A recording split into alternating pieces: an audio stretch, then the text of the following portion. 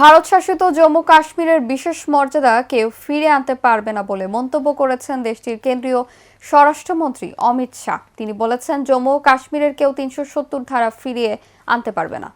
ভারতীয় সংবাদ মাধ্যম এনডিটিভি জানিয়েছে, ভারতীয় সংবিধানের এই ধারার কারণেই ভারত শাসিত জম্মু কাশ্মীরকে বিশেষ মর্যাদা দেওয়া হয়েছিল এবং ২০১৯ সালের আগস্টে বিতর্কিতভাবে তা বাতিল করে মোদী সরকার।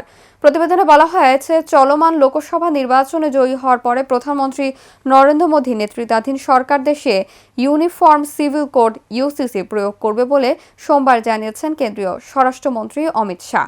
বিহারের বেগুসরাই জেলায় একটি নির্বাচনী সমাবেশে ভাষণ দিতে গিয়ে অমিত শাহ বলেন, ইন্ডিয়া জোটের নেতারা বলেছেন তারা কেন্দ্র ক্ষমতায় এলে দেশে ৩ তালাক এবং মুসলিম ব্যক্তিগত আইন আনবে। তারা সরকারও গঠন করবে না বা দেশে ৩ তালাক এবং মুসলিম ব্যক্তিগত আইনও প্রয়োগ করতে পারবে না।